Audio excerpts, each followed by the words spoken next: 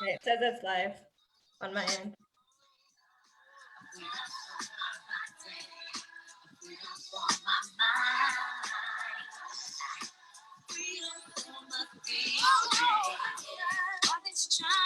You've been telling us these lies, but now we finally figured out. You thought that we would never wise up, but we're so the high black female can do. Good afternoon or good evening, depending on where you are located. You are tuning in to the continuation of the Sound the Alarm panel discussion, part 3. These discussions are conversations that we are doing to aim to increase the awareness in the Black community around various topics that improve our quality of life and strength as a people. As always, thank you for joining us as we talk about the Black experience living overseas. Here's our agenda for today. You can have a look at how things will flow. We'll talk about our why. We'll then have our discussion with our expert panelists, who I'm so grateful for joining. We'll also have question and answers for you all. So make sure that you drop your questions in the chat, and then we'll do a wrap up. Now, every time I do these panel discussions, I always like to start with why. As we process, as we grieve, as we protest and rebel here in the United States at the continued and intentional violence and erasure of our humanity, this forum serves to shine a light on an option that some of you have not felt was possible. Living in a country built by us, but not for us, is exhausting. Our home is violent. Our leaders instigate the violence towards us. I hope this forum provides you a glimpse of life where this persecution and constant aggression towards us because of our skin color does not exist. Outside of the US, Black people can and have found opportunities for enhanced financial well-being, increased safety, security, and peace of mind, a larger space to pursue passions, and an overall better quality of life. We have a few predetermined topics of discussion, but as I said earlier, we want to leave plenty of time and space for your questions. So we strongly encourage you to drop your questions in the chat. Now, without further ado, we will introduce ourselves and then we will get into our discussion. And I'll begin. For those of you who don't know me, my name is Nicole Bronson. I currently live in Atlanta, Georgia, and I work as an education consultant. I spent 5 years living and working abroad. My first living experience was in Honduras. I was there for 4 years, from 2006 to 2011. And then most recently in the United Arab Emirates, I lived in Dubai from 2018 to 2019. Now, what made me move abroad? Well, back in 2000, like 2 decades ago, I had my first international experience. I lived in Madrid, Spain for 3 months. I was studying the Spanish language. And essentially that experience changed the course of my life. And I knew that I wanted to spend at least part of my life living and working internationally. Since then, I spent 2 months in Peru, 1 month in the Dominican Republic, 1 month in France, and in addition to short trips of other countries. So in total, I've been to about 25 countries, and I've covered 5 of the 7 continents. So now I'm gonna have my panelists introduce themselves, and then I'll start at my top, and my top is Kiersten. Yay. Okay, hi everyone. Thank you, Nicole, for putting this together. I'm really excited to share my experiences with everyone. In short, I'm a dreamer. I'm a girl with a dream. I wanted for many years to live abroad and to travel. And 1 year after graduating college, getting laid off from one of my jobs, actually, I had like a year of entrepreneurship, and I kind of felt like, okay, well, this is the time to go abroad. So I've been abroad for couple of years now. I started in Panama, and then I was in Colombia for a short time, and now where I'm tuning in from is Spain. And yeah, so right now I have traveled teaching English, teaching yoga, running nonprofit organizations, working a lot with kids. And right now I'm very, very passionate about helping other women start their entrepreneurial journeys as well as move abroad. Thank you, Kiersten, for joining us. Next, I have Rashidi. Hello, my name is Rashidi Lipson. I was born and raised in Detroit, Michigan. I am a teacher as well as an entrepreneur in the entertainment industry here. I have been here in the UAE. I live in Al Ain in the United Arab Emirates. I teach here. This is my 3rd year here. And one of the reasons I moved abroad was I left Detroit at 17 to go to college. And I pretty much never went back. I lived in 5 different states in the United States. So I think moving abroad was the next evolution. So this was my first experience abroad, and I am enjoying it and thriving thus far. Thank you, Rashidi, and thanks for joining us. Lamar, you're next. Thanks for having me. I'm Lamar Dixon. I am a native of Baltimore, Maryland. I currently live in Dubai. I've been here for about 1.5 years. And I am a business development manager for an international law firm out of our Dubai office. I've always worked in law, going on 14 years now. Prior to Dubai, I lived in Washington, D.C., also a long stint in the Atlanta metro area, and undergraduate in Philadelphia, and then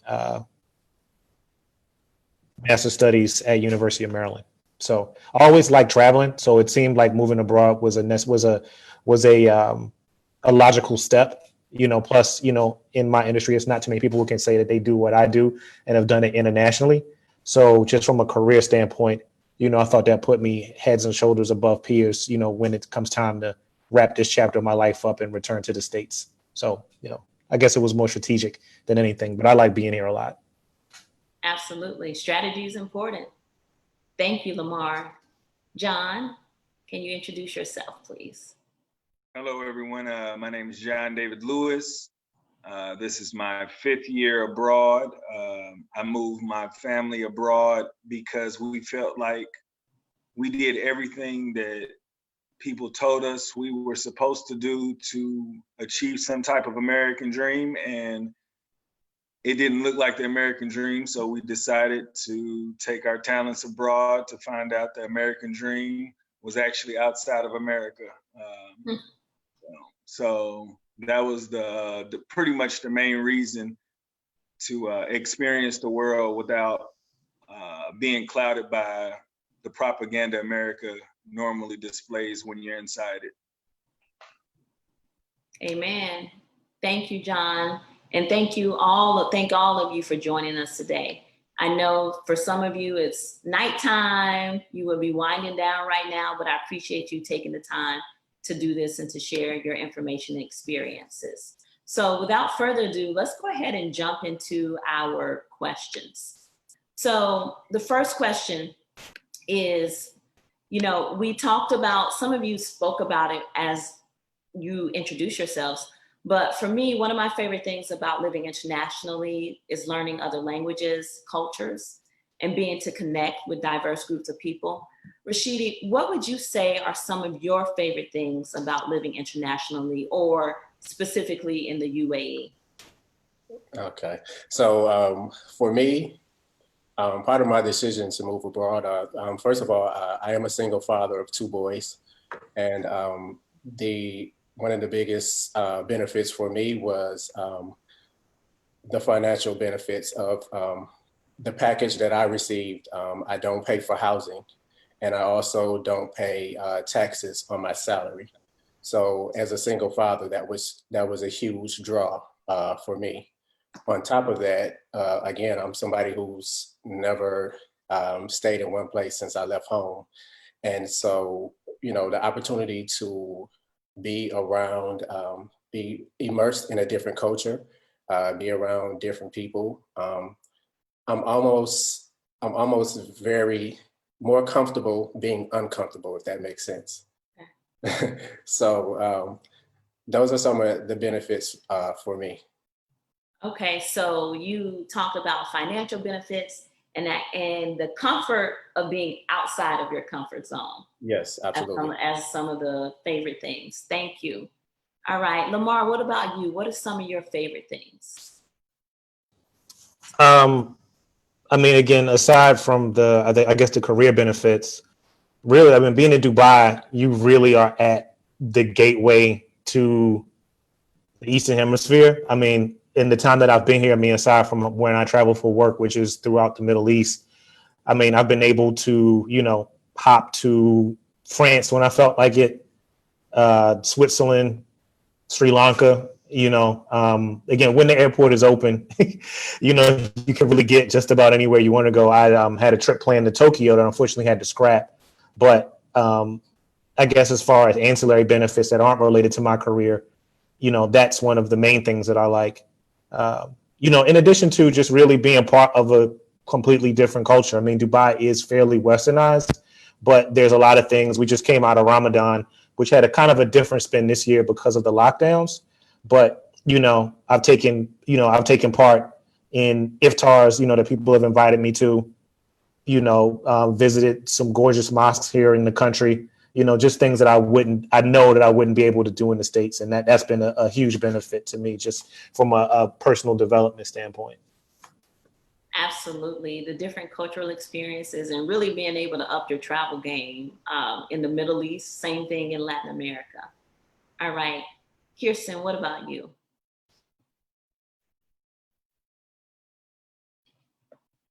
You're on mute, Kiersten. Thank you. Proud to do that.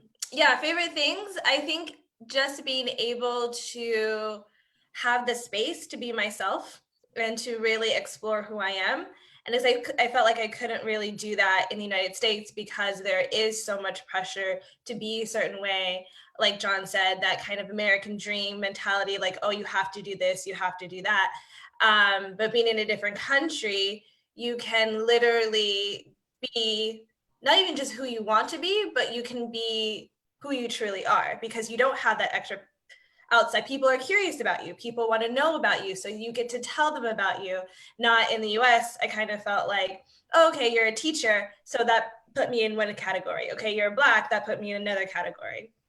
So I think that's one of the favorite things. And just, yeah, learning the language and getting, I think like Rashidi said, getting uncomfortable or getting comfortable with being uncomfortable, because then you grow and then you laugh and then you have fun and then you get to experience life a little bit more, I think, when you get uncomfortable. Yeah. It's a nice feeling when you kind of move through that uncomfortableness and get to that side of kind of knowing yourself, laughing, enjoying, things like that. Yeah. I think you bring up a good point about being able to be your true self. And, sometimes people in our past don't allow room for growth. So you ever meet somebody from college days and they're like, oh, Nicole, we remember when you were blah, blah, blah, blah, blah, blah, blah. And you're just like, calm down, calm down. Yeah, was. So you really get to be who you are in that moment when you're living internationally. And if you feel like reinventing yourself, then hey, go for it. Mm-hmm. John, what about you? To be honest, the sense of peace. In the United States, when you're in education, you work from the beginning to the end, and even when you leave work, it never leaves your mental. And here they allowed us to believe that, when you leave work, it's over, or at least for me in my experience. And I just appreciated a lot of the time that was always allotted to making other people make money or helping other people's kids. I got to appreciate the time that I was given, and I think my family benefited from that the most. And it made me look at how important work is for other people opposed to myself. Mm-hmm.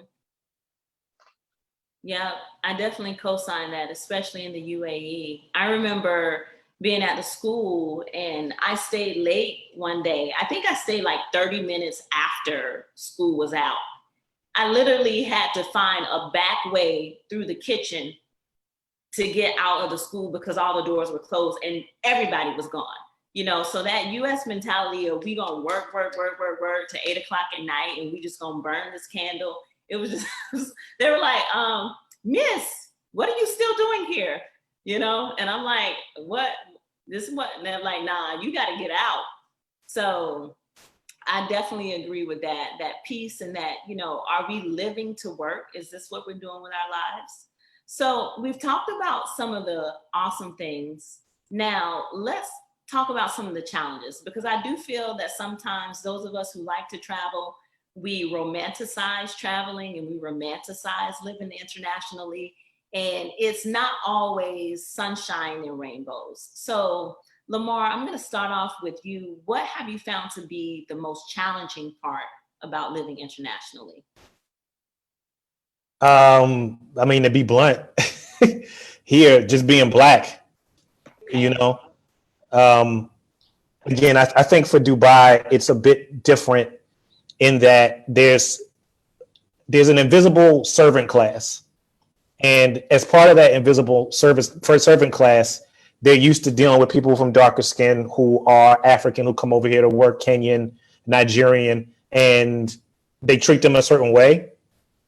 And even for me, you know, in just having passive interactions with people until they hear me speak, you know, and realize that I'm, you know, again, obviously no disrespect, but that I'm not African, then the tone of the conversation changes. Mm-hmm. And it's not even, man, you know, and I don't want to say it's not racist. I think that's how they're used to dealing with people, again, darker people. Yeah. So for me, when I say, you know, that I'm from the States, you know, what I do for a living, again, that changes the calculus on how we interact. And, you know, I even find that in my workplace. I mean, I'm the only one of the, I think there's another Black person who's British in Doha, but I'm the only Black person otherwise in the Middle East, and I'm American on top of that. So sometimes people aren't really sure how to interact with you, or, you know, a lot of their understanding of Black people, American Black people, is through the media. So you do a lot of navigating of that, and that's been difficult. Okay. So, you know, you really bring up something that we're going to talk about in depth a little bit later about that, you know, what it is like being Black and how that, you know, discrimination looks different in different countries. So thank you for sharing that. John, you want to hop in on your biggest challenges? The biggest challenges was actually, to be honest, it was really easy because we came in trying to adapt to their environment. And when we found out that it was English everywhere, they made it really easy for us. But it was really easy for that transition, but we really wanted to fall into it, but we found that a lot of our American norms didn't allow us to open up to our next door neighbors as much because we don't know their intentions, or we're more skeptical of like, why are they so nice? And, you know, so just trying to like reteach ourselves how to be civil opposed to being on the defense like somebody's after us. So I would think for my family, it was more so just trying to believe that people's intentions were actually genuine versus coming for us. Yes. Yeah, I feel you. I feel that. Rashidi, you want to add something to that? Yeah, actually, just to kind of piggyback on what John was saying, like actually, the interesting thing is, I had spoken to, I had a teacher who worked with me. She came over here 2 years before I did, so I was in contact with her, and I picked her brain, and I learned a lot of things before I came over here. So mentally, I was prepared, where a lot of people weren't. So it was kind of startling for them when they got here. when I came in with an open mind and with the intention of being flexible and, you know, listening more than talking, you know what I'm saying, and paying attention. So that is a struggle for most people, but it wasn't a struggle for me. I think my biggest issue was just being uncomfortable a lot, like as far as like what I could do and what I can't do, because I know this is not America. And here, the law and the religion, you know, go together like this, where in America, we separate church, we try to separate church and state. So some things that are okay there are not okay here. So just tiptoeing around those type of things and figuring out what I can do and what I can't do, that was probably my biggest challenge. Okay.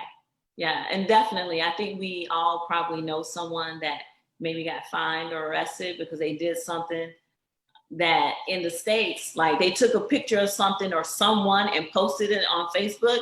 Yeah, no, you don't do that in the UAE. So I think we all know someone that had a difficult time navigating that and maybe made some bad choices. Kiersten, what about you?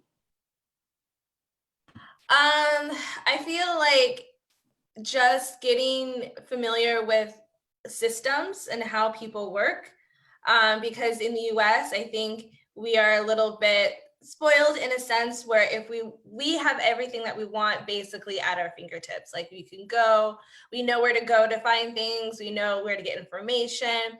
The systems of processing, they might be long, but we know how they work. In other countries, sometimes you don't know where to find things. Sometimes, like I remember in Panama, I had to go to like pay my light bill. I had to like walk to a store and actually like pay in person because there was no like automated systems. Sometimes like roads were closed just because the government decided to close the road and you had to go around.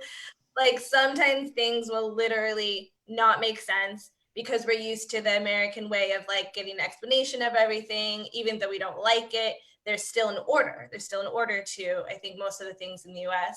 And so there are literally times where you just kind of have to accept that things are not the way that you want them to be. I've had times where like the electricity went out, we had the water go out, like, and you just learn to kind of roll with it, because if you resist it and you fight it, you're just going to be digging yourself in a hole. So yeah.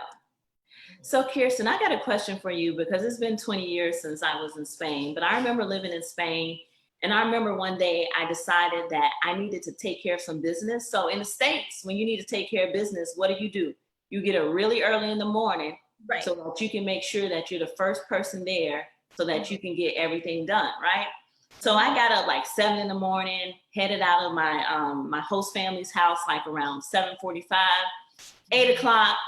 I stopped by a pharmacy, closed, right? Like I'm just like, closed.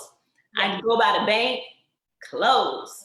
Go by the supermarket, closed. Nothing open until like 10 or 11. Yeah. And then there's a siesta at 5 o'clock. You know, like for real siesta. Like that was true. I don't know if it's the case 20 years from now, but 5 o'clock you shut down. You ain't going out. You ain't getting no lunch, no nothing. And I'm like, in my American mind, I'm like, what is going on? Come on, people. Y'all need to be open. Wasn't until the end of my time there, I was like, nah, this is good stuff. So I sleep in till 10. I sleep at 5 o'clock, you know, have a big lunch. But yeah, that is a challenge, just kind of going from what we bring and what we're used to and how we think things should go and adapting to that. Is it still like that in Spain or no? It's very similar. Yeah, there's still, most things will open at 9, but I've never seen a store open before 9.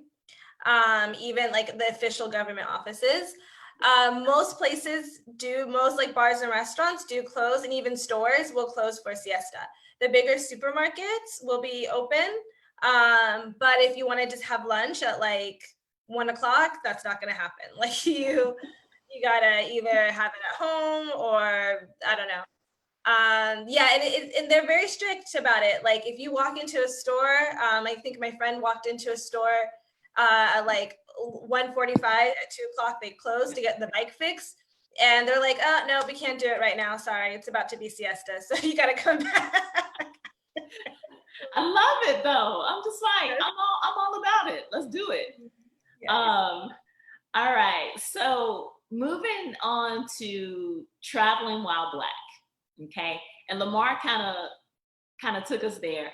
So, you know, in the Czech Republic, I felt very much like an outsider when I visited. But in Italy, I felt like a superstar. So I had more friends in Italy in 1 week than I made an entire month of being in France. So it really varies depending on where you are.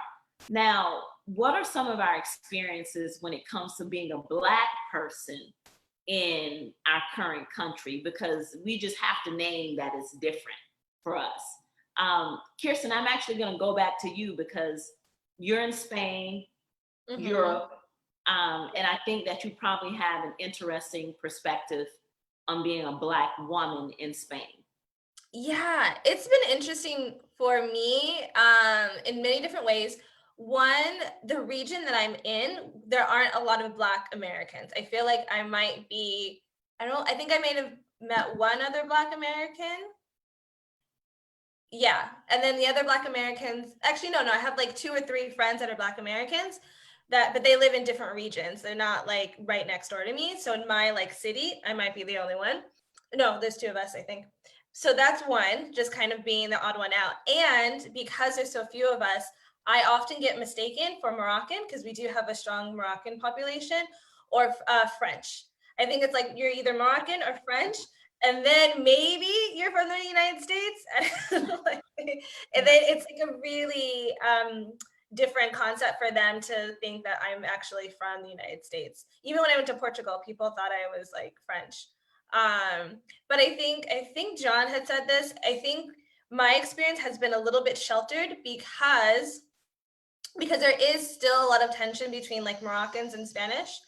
But because I'm like a teacher and because I speak English, I think that kind of has created a little bit of a barrier of kind of like, oh, she's from the States, she speaks English. So she's not Moroccan, to be honest, or she's not African. Yeah. So that kind of creates, but then also too, there is, and my other friend is from the States too, there is this really big divide between Black Americans and Africans. Yeah. Like there is, I haven't like, I'll try to like pass in the street, I'll try to like reach out, smile, but there hasn't been any connection that I've experienced. My only other connection has been with other Black expats. So, and there's a lot in Madrid, so that's nice too. But yeah. Okay, and I'm just taking it in hearing that because my experience in Spain, I love my time in Spain, but Spain has all of the isms from what I know: sexism, racism, regionalism. I remember being in a club in Spain, and they wouldn't let some of my friends in who were African because they said, I quote, "There's already enough Black people inside."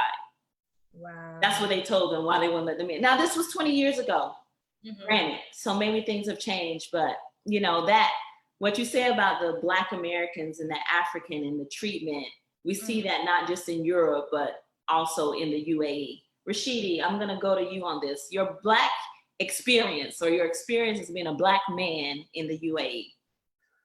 Okay, so I have to say, in general, my experience here has been actually very, very, very positive. I haven't had any negative interactions with adults that I thought were race-based. I guess my biggest issue is actually with the kids, because the kids here, they watch a lot of YouTube. And so some of what they know about us is from YouTube. So I've had to correct kids in what they think they can say to me as far as certain words, because they see it on YouTube and they think it's okay to use it. Yeah. But, in the wrong context, it's not okay. Right. And so just things like that are probably the biggest thing. Like, other than that, I actually, have had a very positive experience. But I mean, I think, again, my mindset is different than a lot of people. I tend to try to find a positive in most situations. And even if somebody does something that I think is, obscure, I I give them the benefit of the doubt. So that saves me a lot of stress about, things like that and over processing things and getting offended when it may not even be that way. All right. John, you want to add something? Nope. You good? You're on mute. My apologies. I was about to say they pretty much covered everything. It's more so like it's like Western privilege. You look a certain way, and when you enunciate well enough to make them believe that you're from America, you're treated totally different. In my experience, and it's been pretty similar. So I understand how difficult it is to give up a certain type of privilege when you just get it just because of what you look like. Yeah. So Lamar, I think you shared kind of how you felt about being Black in the UAE or your experience. Is there anything else you want to add to that? I think like what I described earlier, that's part of it. And maybe it might be colored for me, just dealing in corporate environments, being in the colors in the private sector. But, I'll say at least from my experience in Dubai, what I've learned, like, I love hip hop. I love Black culture. I mean, that's what I come from. I think all of us, have a certain affinity for that. And one thing I've noticed being here is that Black culture affects everything. I went to a festival maybe back in October, Soul DXB. That's like a big streetwear, footwear, hip hop festival, and Wu-Tang performed. Black Star was there, Mos Def and Talib Kweli, and you have individuals from throughout the Middle East. I mean, people come from Iraq, Oman, every country, and they know these songs that, I grew up on, that my peers grew up on, that I'm sure a lot of us could recite. And I think there's a certain, on the flip side, there's a certain homage and respect there. Like when they find out that you're American and Black, again, there's also a certain, to Rashidi's point, a certain misunderstanding of the culture as well. I won't go as far as to say appropriation, but it kind of runs up to the line. I think with them not really knowing any Black Americans, again, there isn't that context. Sometimes it sort of borders on cosplay a little bit, but that's just my feeling. But it is interesting to see that a lot. I mean, even when I went to get my beard shaped up the other day, and in the barbershop, honestly, I would have swore I was in Atlanta. They were playing, Fuchsia and NBA Youngboy, and I'm on the complete opposite side of the world. Yeah. So, there's definitely that. I find that interesting and endearing and at times amusing. Yeah. You both kind of mentioned it, but during my time there, I tell people, I say it's the first time that I actually experienced white privilege,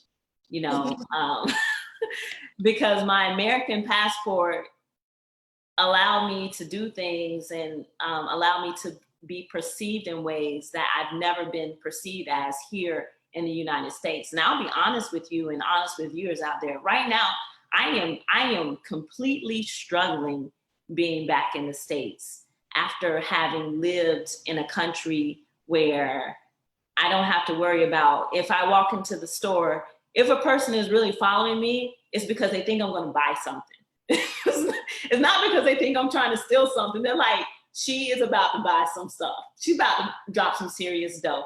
And just not having to worry about safety and security, and I know there is a line between the treatment of Black Americans and Africans in the UAE, and so I think it's important to say that. But, having a reprieve from all that we experience here in the States, it's just, when I moved back, I was in Pennsylvania, and the first time that I was treated like a Black person in the United States after having been from Dubai, I was like, well, how dare they? They must not know who I am. Then I was like, Nicole, you back in the States. They know exactly who you are. You know, they're treating you just like a Black person in the States. And it's just mind blowing. So it's definitely different. And I know from my part, I definitely, as a Black person, almost every country that I've been to, I felt better and safer in that country as a Black person than I have in the United States. And just speaking of race, now Honduras is, I lived in one of the top 10 most dangerous cities in the world in Honduras, but I was held up at gunpoint. And I knew I was gonna be held up at gunpoint at some time. Everybody knew it wasn't if, it was when, you know, but it wasn't because I was Black. You know, it was because it was a violent country, a violent city, I should say, even though I loved it, one of my best experiences. So as a Black person, personally, I mean, I've had wonderful experiences. Now, speaking about, you know, my discomfort here, and just kind of being triggered, what about you all? You're thousands of miles away, and you're watching all of this go down in the midst of a global pandemic. So what are you thinking? You know, how are you feeling? Has anything changed? Like, you know, what's going through your head right now? And John, I'm going to start with you. Be honest, when we first originally left, we never realized that we were numb to what was actually going on in the States. When you actually leave and you're removed from it, you look back and you're looking like, golly, like it's an everyday thing. So like watching what's going on, it's disturbing to believe that all the people in charge hasn't come to the conclusion that we're being treated unfairly. And like, this is supposed to be the most powerful country in the world, but we got people rioting because we allow the people that's supposed to protect us destroy us. And it's disheartening because, you know, the rest of the world look at us like we're Americans and we're not really Americans. You know, it's like certain people that you have to look a certain way to be treated just civil. And it's unfortunate because the propaganda the United States used for us is just as bad for the rest of the world. And it's very uncomfortable as just as a person, not even a Black man, as a person, because it has nothing to do with color. Like, if you're a person, you have to know that people of color are being treated wrongly. So it has nothing to do with color. Like, if you're just a real person, you got to be like, these people are being treated unfairly. Yeah. And it's unfortunate to just be a part of this in this time. Like, they are still treating us bad, and people are talking about it's our fault. Right. So who else wants to add on to that? Well, everybody's like, let me go. No. Kiersten, go ahead. Ladies first, please. Thank you. Yeah, kind of want to tie it into two different things. One, I think I did feel watching everything, you can kind of be numb to it, but then now I feel like you can't anymore, because I think before I kind of was like, I'm gonna just let it be, but now it's just so apparent, it's everywhere. Even if I wanted to be numb to it, I couldn't. But there was moments that, in all honesty, I felt very guilty, I think, because I felt scared, because I'm all the way over here. Even though there is things that I can do, and I'll talk about, you know, what I'm trying to do to support people back home, it's still, I almost feel guilty because, like we said, I have this privilege, like I'm safe, like I don't have to worry about that. Every single person in the United States that's Black now has to worry about leaving their house. I don't have to do that. So it's kind of like, there's almost a little bit of guilt. And like the night that it happened, I went out with some friends And as I was leaving, I felt guilty. I'm just like, because I left, because I needed to get out, because I wanted to be happy, because after watching Facebook for so long, you got to kind of walk away from it. But then after leaving my group of friends and having a good time, I also felt guilty because I'm like, dang, people are dying back home. My people are dying back home. What if it was my brother? What if it was my cousin? But at the same time, I feel like I have a lot of power, even though I'm so far away. I still have a lot of power, for one, to keep living my life, because that's ultimately what they want. You know, they want to keep us down. They want us to give up. But if I'm living my life, I'm still winning. I'm still letting people know that it's okay, that I'm stronger. And two, one of the advantages of being abroad is the power of education, because like I think Rashidi said, and I think Lamar said too, was that people have these misconceptions of us because of YouTube, because of what's going on. And by being here, by being in another country, I can, and I've had these conversations too about why we don't say the N-word, what's actually happening, why it's happening, the racism in the United States. I've had these conversations with people that had just no idea, because they think that America is a land of the great and everyone's rich and happy there, but it's not, everyone is not created equal there. And being able just to have more conversations makes me feel like maybe I can't do anything, maybe I can't go join the protests that are out there, but I can in my own way protest while I'm abroad.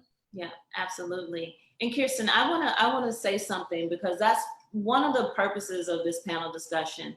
And I do not feel guilty.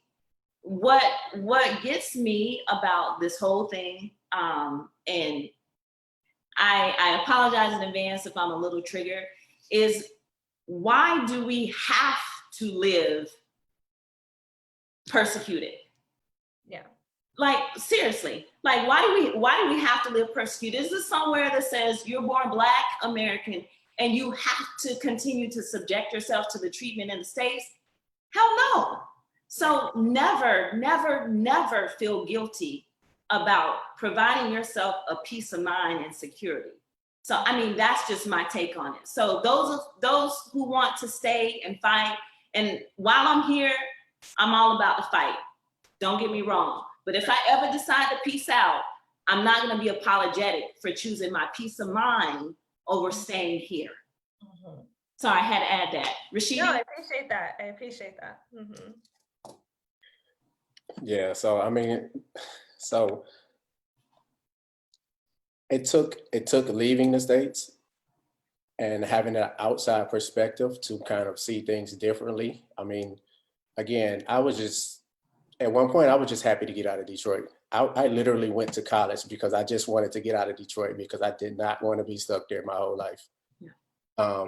And so, like, I never thought in a million years, us being the standard, the global power, the leader, that we would ever be looked at in the way that we're looked at now. And sometimes it's almost embarrassing to say you're American sometimes, because everybody knows our struggles. Everybody knows who our leader is, and it's just a weird feeling sometimes. But I wanted to quickly touch on, I read an article today. There was in the New York Times about a Black couple. They actually were expats. They met abroad and they had a child together. They're married, they had a child together. And the mother was talking about her son and how everybody was saying how cute he was. And she was talking to somebody, and somebody told her, hold him tight now, because eventually they're gonna stop looking at him as this cute kid and they're gonna start looking at him as a threat. Yeah. And this person told her that around 10, they would start looking at them as a threat, which is around 5th or 6th grade. Wow. So it really touched a nerve with me, because my oldest just turned 11 in March. And, unfortunately, he's not here with me, so I can't protect him. And to be in that position and to see some of the things that are going on, and to, have survived it myself as Lamar and John also has as Black men, it's tough. It's very tough. Yeah. That's crazy that you say at 10 years old, or she said at 10 years old, that's when it stopped being cute. 10 years old. 10. And my son is he just turned 11, but he is 5'4". He's a big kid. Yeah. They're thinking he's gonna be like 6'6". So it's gonna be a big boy, and I'm just it's hard to, I have to try to just keep my thoughts positive and just hope for the best at this point, because right now he's not here with me and I can't protect him the way that I want to. Yeah. Lamar. I'm in accordance with, the rest of the panelists in their great thoughts, especially Kiersten. I think for me, it just being real, obviously to what you said, I'm in agreement with, but I think it's just really been a certain measure of survivor's guilt, I think because I know what I'm doing over here, and of course, being in Dubai or being abroad, can't afford to do a good life. But I think, with the turmoil in the States from, watching the kind of the slow-mo 9/11 situation of COVID, over the last few months to what's happened over the last few weeks, and just seeing your people go through it. Meanwhile, on the flip side, their perception of what you're doing is that, you're constantly drowning yourself in champagne and, drag racing Ferraris. And it's like, that's not the case, even if there's in a little bit of that, you like a brunch every now and then, you're kind of like, man, my people are messed up back home. Like, even for me, with the city I'm from, having experienced 300 plus murders, for the last 4 or 5 years, especially in the wake of Freddie Gray. When I see what's happening in Minneapolis, in Atlanta, that reminds me of what happened in Baltimore just a few years ago, So yeah, there definitely is a measure of survivor's guilt. There are things that I'm trying to do behind the scenes, at least in terms of support of causes and individuals back home. And that's kind of the best that I can do from this position. But on top of that, and maybe this kind of goes back into the Black experience as well, a difficult thing for me has been explaining how complicated the history of Black people is in America, as well as how we get to this point. Yeah. Whether you're talking to, people that are from this region or even talking to Brits, I think like something doesn't fire in how systemic the treatment of people of color, specifically Black people, is in America, from slavery and actually being currency, and how that perpetuated itself all the way up to 2020. So having that conversation, or at least trying to shed some light on it, sometimes that can be a bit frustrating because it seems to go over their head a little bit. Not that they don't want to understand and they're not concerned. It's just that concept is just foreign, Yeah. Yeah. But I think that concept goes over our heads sometimes, even as Black people, like we don't realize how deep it is really, and how deeply impacted and affected we are. Rashidi, you wanted to say something? Yeah, it just kind of what Lamar just said just kind of brought me to an experience I had earlier this year. I was speaking with one of my Arab coworkers, and he was asking me, where I was from. I told him America. Well, he said, before that, where are your grandparents from? I said, America. Well, your parents, your grandparents' parents, where are they from? America. Like, he didn't get it, and he wasn't trying to be sarcastic or anything. We were having a serious conversation, and he really just wanted to know more about me. And we literally have no culture. Yeah. And and the reason I, agreed to do this was because we are literally faithful to a country that, I mean, it's like a bad relationship. Like, we've been treated bad from the jump, but we still love it. We still go back for more punishment. And I wanted to share, because I think it's important to share that there are other places where you can thrive. You don't have to stay there. So. Yeah, that's my word. We're in an abusive relationship with the United States. I say that all the time. That's my tagline. It is true, John, you unmuted yourself. Did you want to say something? I just wanted you guys to know that although that we are the red-headed stepchild, we have created the most influential culture in the entire existence of the world. You will always see hip hop culture, and people may say it started in Africa, but the way that American people utilize the resources we had, we made that particular sound for the rest of the world to know that we're here. And they use that in every part of any branding, hip hop culture. That is American Black. Whether y'all want to accept that or not, we are here for real. Yeah. I love it. I love it. If I could say one thing, and this is to your and Rashidi's point. I guess for me, and I'll speak personally. It was, I guess, moving abroad, and I suggest it for anyone, but for me, it wasn't necessarily about fleeing for better pastures. I think, you talk about the abusive relationship.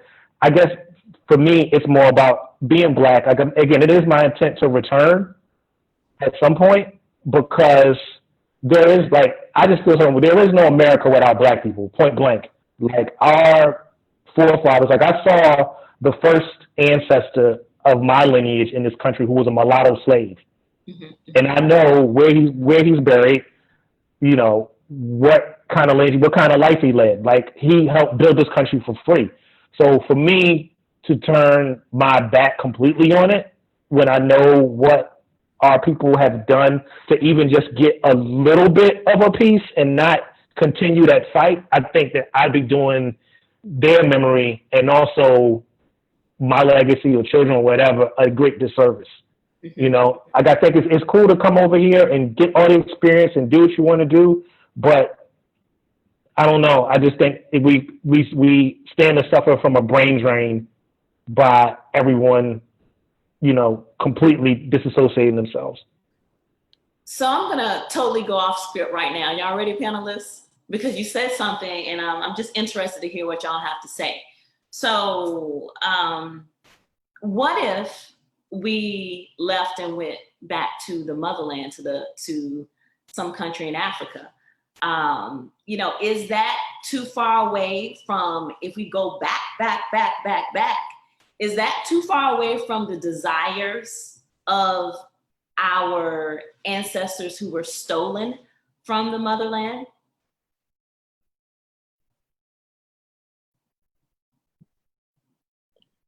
So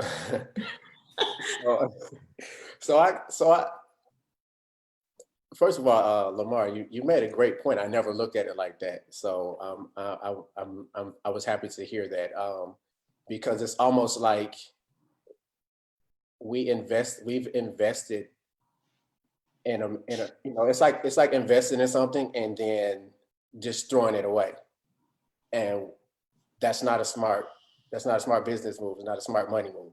So I like that point that you came up with.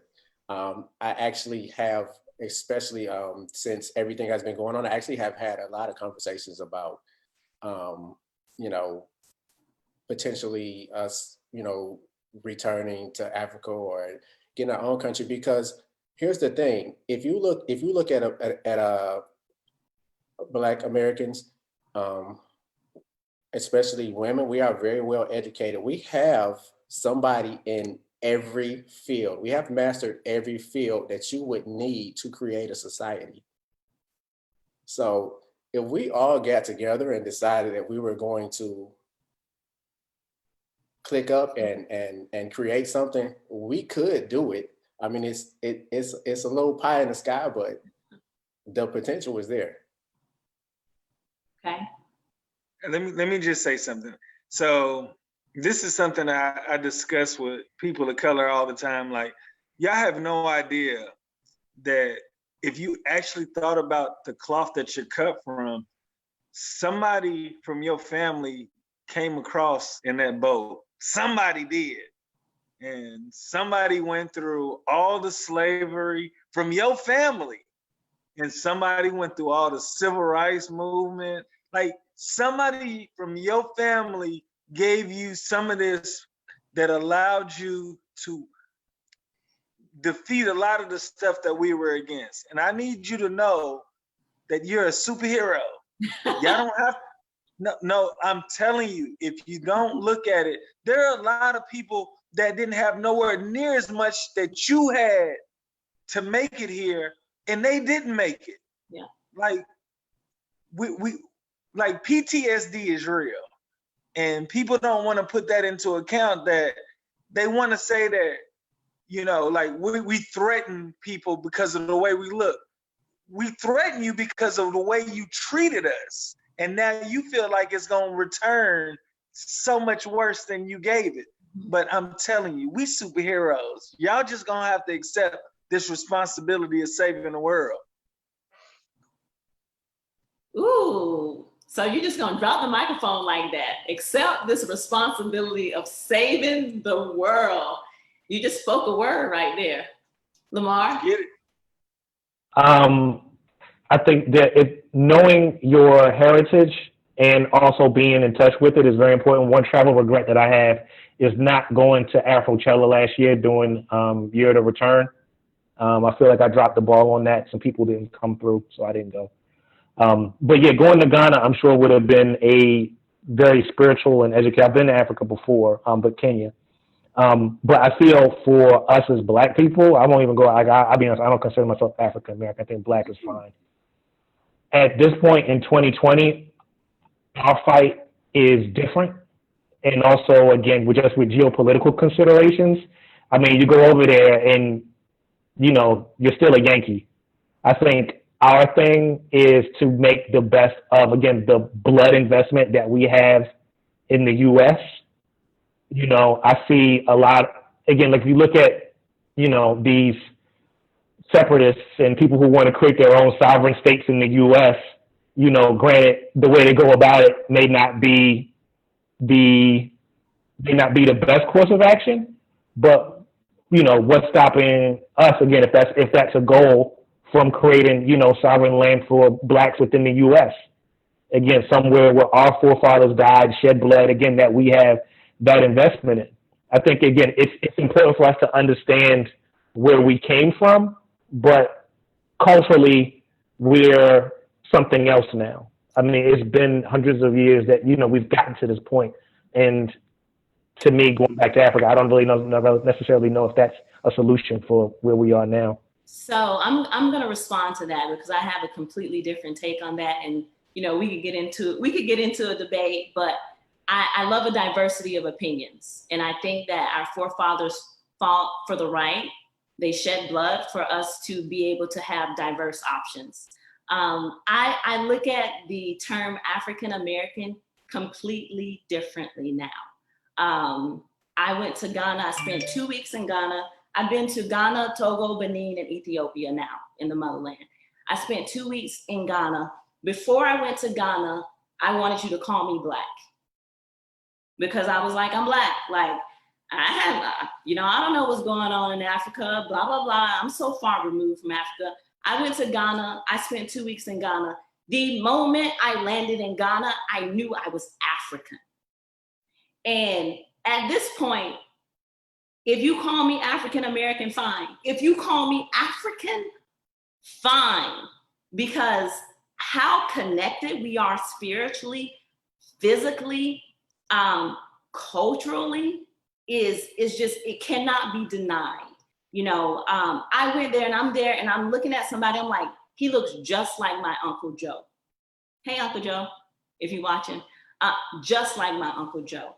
So I think that, you know, when we talk about history and we talk about our culture, I think there's a gap in our knowledge and our understanding because we don't have experience, we haven't seen and been, you know. So before going there, I would have completely been on board with Black.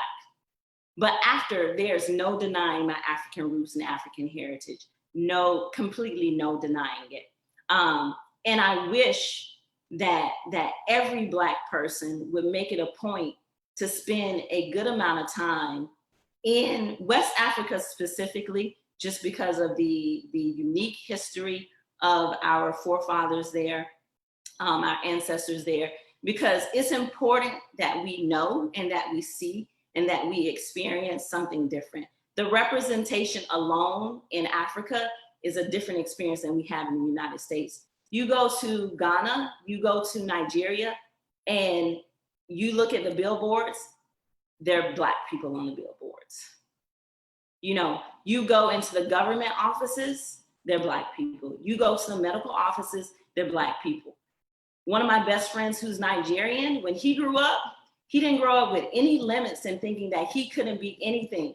He could be the president, he could be the ambassador, he could be the doctor, he could be the lawyer. When he grew up, it wasn't until what year, you historians, President Obama came to office, that we could even think we could be president here in the United States.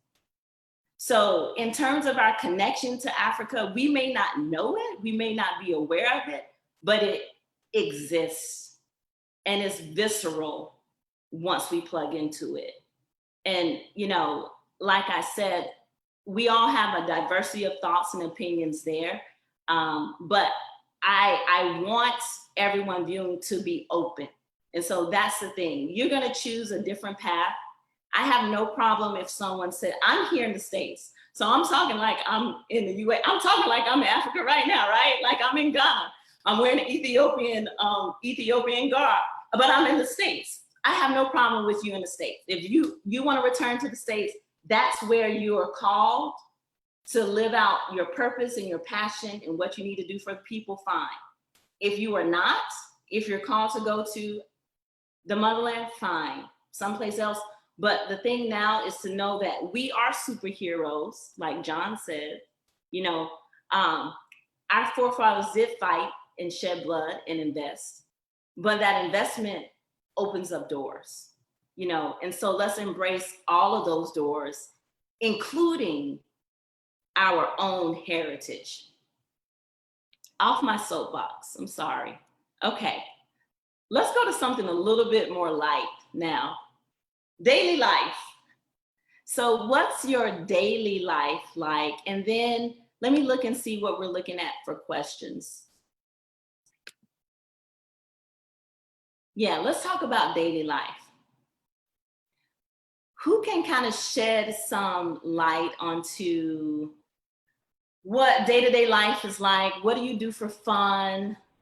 What's the dating scene like there? Because I know that's always a question if people are single. What did you do with your families if you had family there? So who wants to talk to us about that?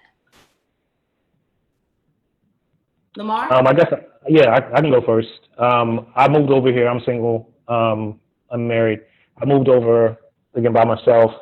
But maybe for me, it's just different. I mean, again, Dubai is a huge city. You know, I live smack downtown. I mean, I could throw a rock and hit the Burj Khalifa. So, you know, it's a lot like being in, you know, I guess any other large metropolitan area. Again, I think it all goes back to being Black and then being American on top of that. As far as like daily life goes, I don't live far from work. I mean, when we return to work, I mean, it's like a 15-minute walk, so that's not really too much of a commute. I mean, there's a lot of things that are around me. As far as like interacting with like other people or even, you know, dating, I mean, again, that's a little different and difficult. I mean, especially I meet people of different cultures, but again, because there isn't that critical mass of Black Americans in Dubai, I mean, that again, that's a little difficult. You meet people here and there. I mean, I haven't been introduced to folks, from different cultures, or maybe met people, just kind of out and about. But, for me, again, it's been like being in, a similar large city. Again, you get a lot of Brits. I have met, some Emiratis, again, just met people from different cultures. So, I mean, it's city life. I like to get out, to other Emirates and just be out in the mountains in the desert. That's the interesting thing when you go, a half an hour in any direction and, all you see is sand dunes. But, again, here it's really city life a lot. Definitely agree with you on that. Having lived in Dubai too, city, typical city life.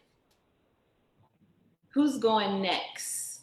Who's sharing their daily life, giving us the goods? Don't hold out on the good stuff now.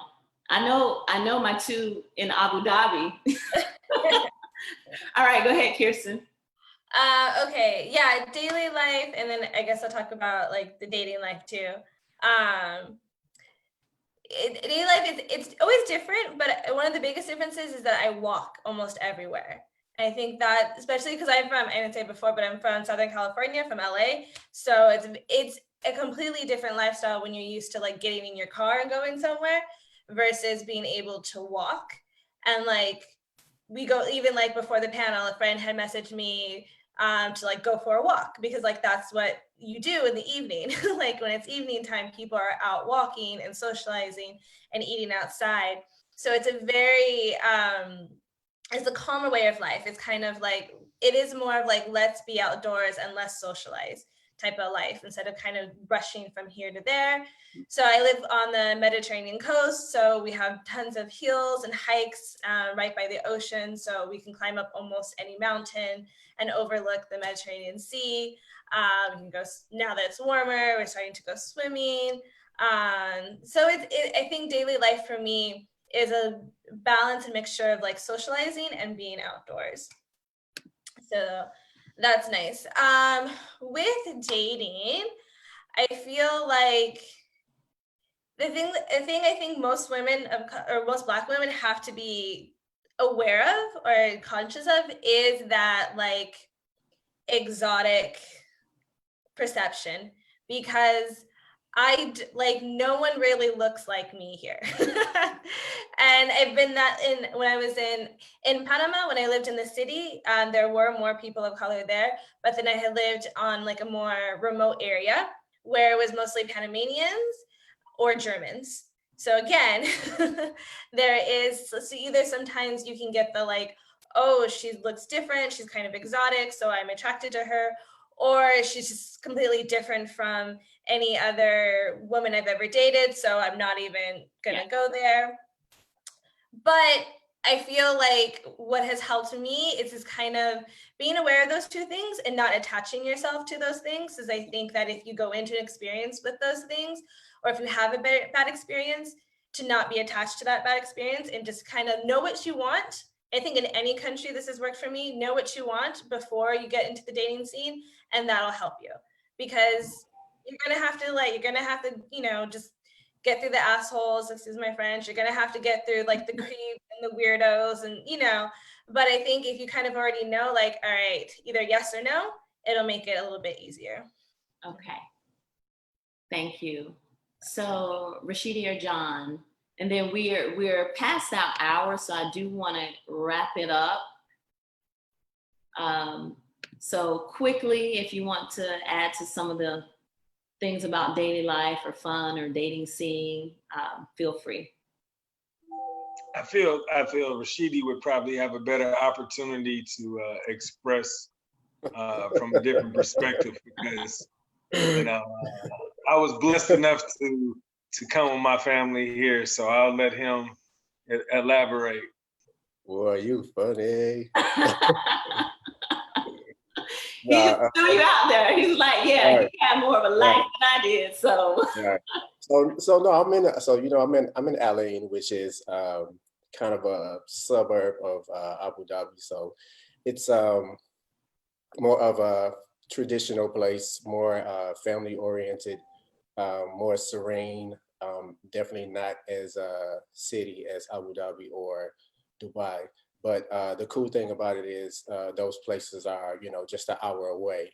So as far as activities, if I want to do something outside of the city, it's not a big deal to, go to AD and hang out with John, or, shoot to Dubai, and partake in Global Village, or go to one of the malls or something like that. So as far as like activities and things to do, like I haven't even, in the 3 years I've been here, it's so many things that I still have not done that I, still want to do. So, I'm definitely looking forward to that. As far as dating goes, I up until this point had not had the opportunity to actually date since I've been here, but post COVID, I'm looking forward to possibly exploring those opportunities. Wow. So PC. I'm not even going to say anything. Mind you, I lived in the UAE, and I know Rashidi and John, and they're giving you guys the light version, but I'm going to let it stand like that, Anywho, so moving on. And this will be our final question, and then we'll do a wrap up for the sake of time. What are some of the myths or misconceptions people have about moving or living abroad? And, one that I heard a lot was that people had to be young or had to be single with no kids in order to move abroad. That's one of the myths that I've heard a lot. So Kiersten, as a travel coach, I'm sure you can speak to this. What are some of the myths or misconceptions that you've heard? Yeah, a lot of it, what comes to mind right now, a lot of it has to do, I think, around like money and fear. I think people kind of have these excuses of like, oh, I can't find a job, or how am I going to work? But obviously all of us are speaking to, obviously you can find work and there are opportunities, but I feel like those are a lot of confusions, or a lot of like scare tactics of like, is it safe? Like, is it safe there? I think that's one of the biggest ones, especially when it was in Colombia. People were like, are you sure? Is it safe? And I think that's probably the money things, and kind of understanding that usually in most countries the cost of living is a lot lower. Like I tell people here, the average price of an apartment in California, and their jaws drop to the ground. And safety, they kind of think like, oh, it's unsafe. You're gonna get kidnapped. There's the cartels. There's blah blah blah blah. But that I'm like, but it amazes me that people do that, because I'm like, do you understand how much crime happens in the United States? Right, exactly. Like, it's just unfamiliar. It's just because they're comfortable. People in the US are comfortable with their crime. They know that crime, but it's like, even though there's less crime, it's different crime. So people get like confused. Mm-hmm. So you bring up financial matters and the misconceptions around security and safety in a particular country. Anyone got something different to add as far as misconceptions or myths? All right, so let's go ahead and take it around to the wrap up. There's one question that one of the viewers posed, and it was about retiring abroad. Now, I know none of us on this panel can really speak to it in as far as personal experience, but the question was, have any of you done that? They're interested in retiring abroad in the near future. So maybe someone close to you that's done that. Does anyone want to speak to that, or can you make some suggestions? I know here in the UAE, you can't, unless you're Emirati. So that's off the table. Again, I don't know if any of the other panelists have known someone that done it somewhere else, but yeah, that's not a possibility here. Okay, so you bring up a good point then, Lamar. So where are you thinking about retiring? Because it's going to depend. The rules are different per country. So that is a good point. Kiersten, I see you unmuted yourself. You wanted to say something? Yeah, I know. I was saying in Panama, I actually have a good friend who is from Florida, and she retired in Panama because they have a really loose plan for retirement. Mm-hmm. It's like you only really have to make a certain amount of money or have a certain amount of money in your account, and then you can retire. I feel like it is that way in many. I actually don't know about Spain because I haven't looked into Spain yet, but I feel like there are lots of countries, and I think like the magazine International Living, they focus a lot on retirees. Okay. I forgot about that magazine. But yeah, I think it's just, you have to look at the country, because there's a lot of countries that are open. If you make a certain amount of money, which usually is, you know, not that much, then you can retire comfortably in another country. Okay, perfect. Thank you. So we'll go ahead and go on to the wrap up now. So first, I want to thank the panelists. I mean, really and truly, thank you for being vulnerable. Thank you for sharing. Thank you for your time. And I also want to thank all of the viewers that tuned in. And feel free to share this video with those who you think may be interested, need to really hear a different perspective and some diverse opinions. Feel free to share. And we just want to leave you with a couple of things. So some pieces of advice for someone looking to move abroad is, you know, one, don't let family and friends that have actually never lived abroad scare you. Talk to those who have done it or are doing it. Visiting and living are two different things. So make sure you talk to those who are experienced. Also, do your research on the country or the city to which you plan on moving beforehand. If possible, I say visit. I personally didn't visit any of the countries that I've ever lived in beforehand. Not necessarily the wisest thing, but I still enjoyed my experiences, but I do advise, if you can, to visit beforehand. Thirdly, determine your must-haves in the place you live, and then choose a place that meets your requirements. The more you travel, the more you get to know places, the more you can kind of fine-tune what you must have in a place. Fourth, be honest about yourself. Be honest about your needs. Be honest about how open-minded you are, how adaptable you are before moving, because you will need to adapt to a different culture, a different way of life, and it may or may not be for you. And then fifth, try to learn the basics of the language and cultural religious norms before arriving.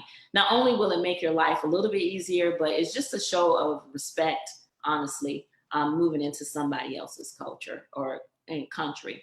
Some valuable resources that we've put together is, if you are considering or interested in moving to a particular place, there are a couple of Facebook groups that I suggest. One is Brothers and Sisters of, and it says ... So the reason why it says ...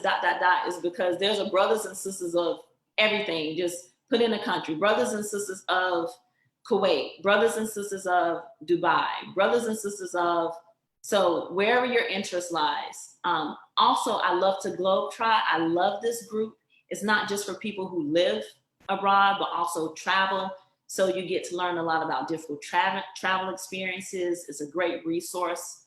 And then there's Black Americans living abroad as well. Those are the three Facebook groups that I really find to be very helpful. Communication, you need to have WhatsApp and Skype.